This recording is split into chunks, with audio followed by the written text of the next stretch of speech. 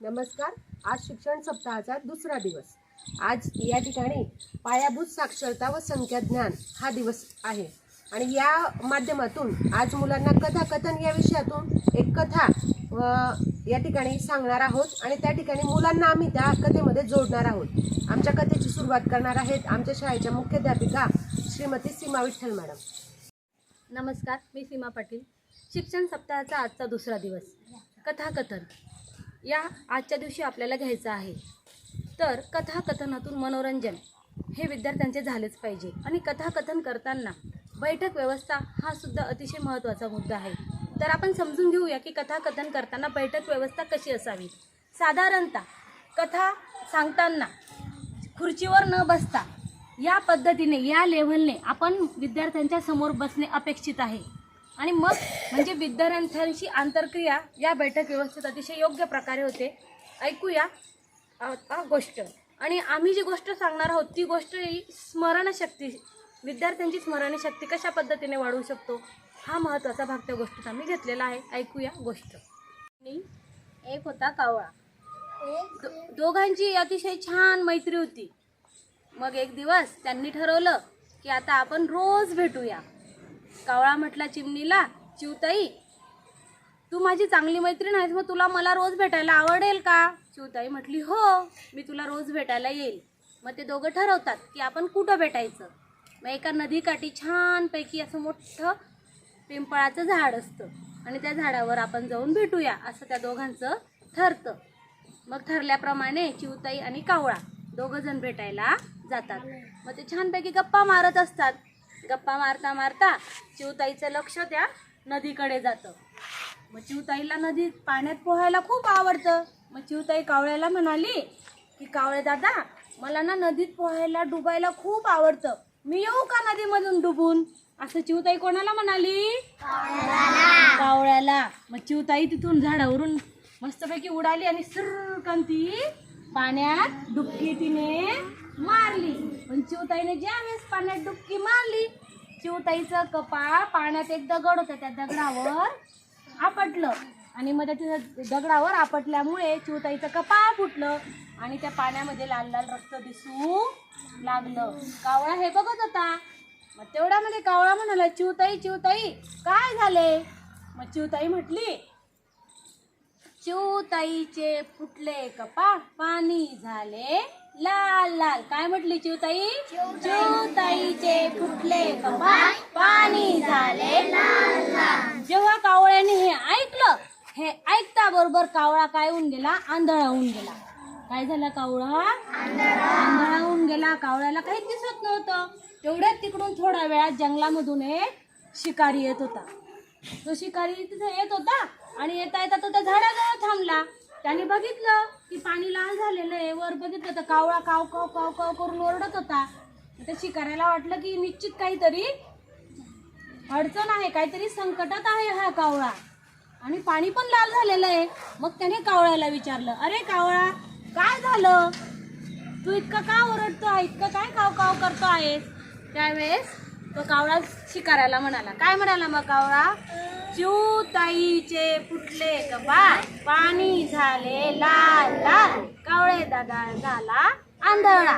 काय म्हणतो तो? कावळे दादा झाला आंधळा. जेव्हा तो कावळा याला सांगतो शिकाऱ्याला, हे ऐकल्याबरोबर शिकारी काय होऊन जातो? लुळा पांगळा. लुळा पांगळा म्हणजे त्याचे हात पाय डायरेक्ट लुळा पांगळा माहिती आहे ना, त्याचे हात पण पाय पण एकदम असे लुळे होऊन जातात. त्याला चालता पण येत नाही, काहीच नाही. मग तो कसा तरी तो शिकारी घसरत घसरत घसरत गावात पोचतो. गावात जा वाण्याचं दुकान जातो. म्हणे वाणी दादा मला पाणी दे, माझ्याकडून चालवलं पण नाही जाते, उठलं पण नाही जाते. मग तो वाणी दादा म्हणाला शिकाऱ्याला, अरे शिकारी असं काय झालं की तू अचानक इकडून तर चांगला गेला होतास, तू गावातून जाताना तिकडून तू डायरेक्ट लुळा पांगळा होऊन आला.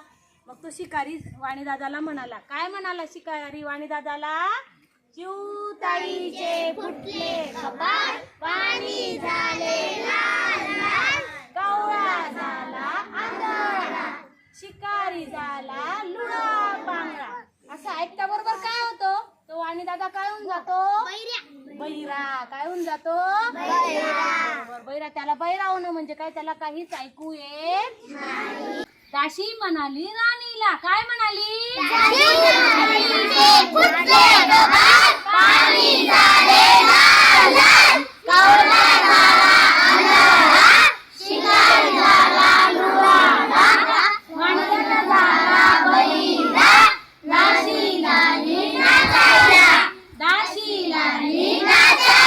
असं ऐकता बरोबर राणी काय करायला लागली? गाणे म्हणायला लागली. काय करायला लागली? गाणे म्हणायला लागली. अशी मस्त गाणे म्हणायला लागली, एकदम सुंदर. जसे तुम्ही छान छान गाणे म्हणतात तसं म्हणतात ना तुम्ही छान गाणे. आपला कुलदीप किती छान आलाप लावून गाणे म्हणतो, मग तशी ती गाणे म्हणायला लागली. ती पूर्ण म्हणजे सगळं जेवण पण मागायचं असेल ना, मस्तपैकी जेवण पण, मला जेवण द्या ना, मला पाणी द्या, असं नाचत सगळं गाण्यातच म्हणायची ती डायरेक्ट राणी. असं ऐकता बरोबर. मग तेव्हा तो राजा आला, गाणेच म्हणत होती. अगं तू बोल ना. तो राजा तू काय करते?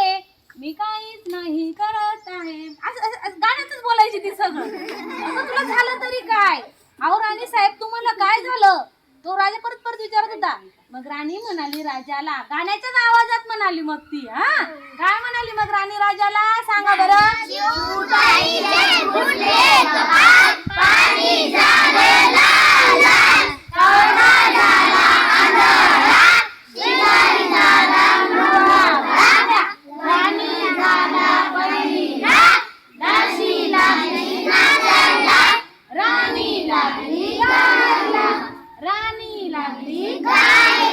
आणि असं सांगता बरोबर राजा काय करू लागला?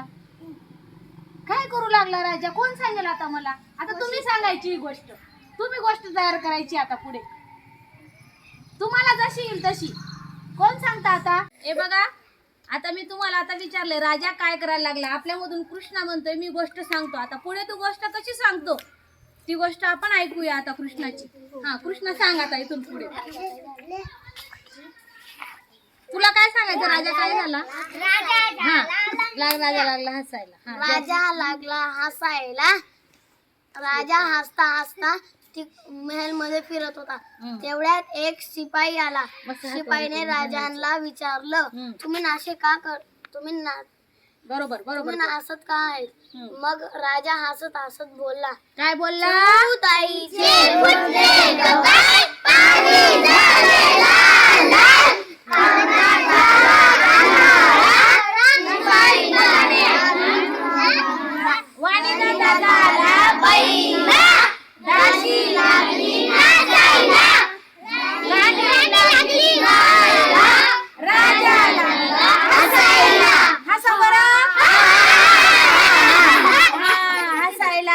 आता इथून पुढे अजून कोण गोष्ट पूर्ण करतो? कोणाला यायचंय आता? मग शिपाई काय झाला हे ऐकता बरोबर. आता तुम्ही सांगायचं हे ऐकता बरोबर शिपायाला काय झालं. आता ज्याला तयार करायचं असेल त्याने गोष्ट तयार करा. 2 मिनिटं वेळ देतो आणि लगेच इथं येऊन गोष्ट सांगा. कृष्णासाठी जकास क्लॅप करा. खूप छान गोष्ट पाहिजे.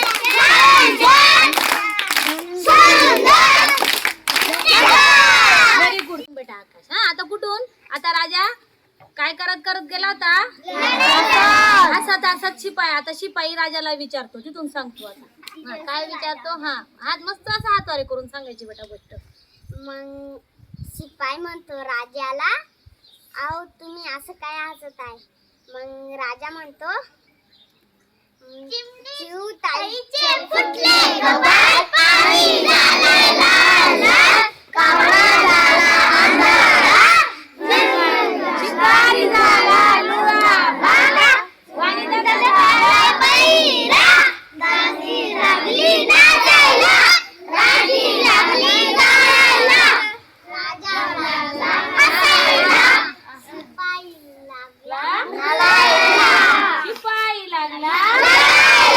Very good. इतकी सुंदर. आकाश किती होते बरं? तिसरीचा आकाश. त्याने अगदी इथल्या इथं गोष्ट तयार केली. किती छान गोष्ट तयार केली त्याने. किती मस्त वाटलं ना ऐकायला. आणि किती छान सांगितलं. त्याच्यासाठी फटाका क्लॅप द्या.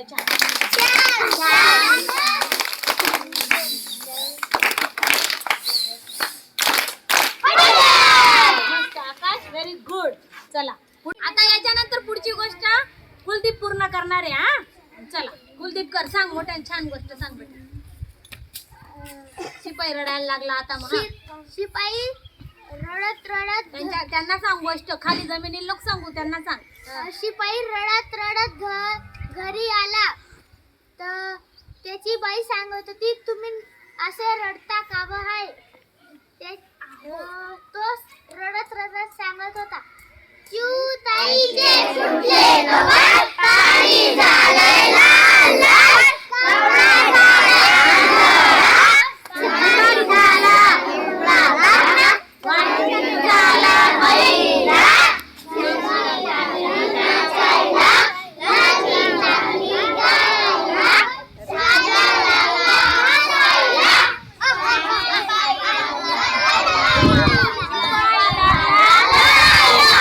त्याची बायको लागली, बायको लागली. किती हुशार आहे तुम्ही, किती छान छान गोष्ट तयार करताय. हा, अशी प्रत्येकाने आता काय करायची, घरी प्रत्येकाने आपली आपली गोष्ट तयार करायची आणि उद्या सांगायची. हा, लागली झाडायला. बरोबर सांगते, सांग ना, तुला जसं सांगायचं तसं सांगते. चुकलं तरी हे पहा, असं नाहीये, तुम्ही तुमची तयार करताय ना, तुमच्या भाषेत सांगा. तुमच्या आयराणी शब्द आला, आपल्याला एखादा नाही आठवला मराठी चालते. शिपाईची बायको लागली झाडायला. उद्या तिला प्रयत्न करू द्या, मग तुम्ही सांगा. सांग बेटा, तुला मग तिची मैत्रीण सांगत होती की तू सकाळपासून का बरं झाडते. हो, आभार आहे भाऊ. थँक्यू. हा, सगळी अंगण सगळी गली का बरं झाडते. मग चिऊताई नाही, शिपायाची बायको काय म्हणाली मग मैत्रिणीला, असं सांग. शिपायाची बायको मैत्रिणीला म्हणाली, काय म्हणाली, बोला बरं.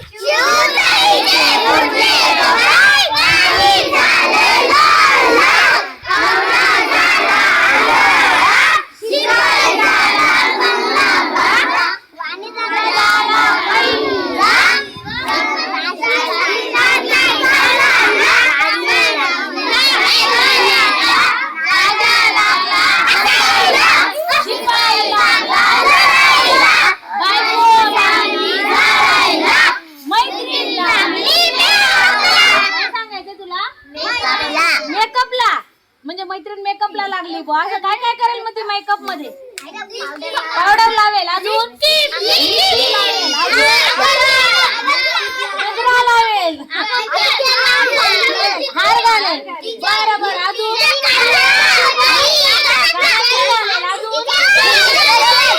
बिंदी लावेल, अजून नऊवारी घालेल, नथ लावेल, कमरपट्टा घालेल,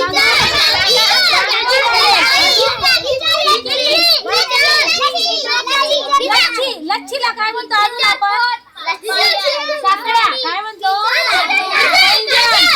काजळ लावेल, काजळ, अजून अंगठी घालेल, अजून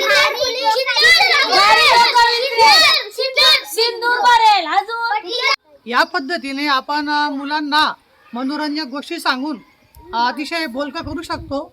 असाच प्रयत्न आम्ही पण केलेला आहे, तो तुम्हाला नक्की आवडेल अशी मी आशा बाळगतो.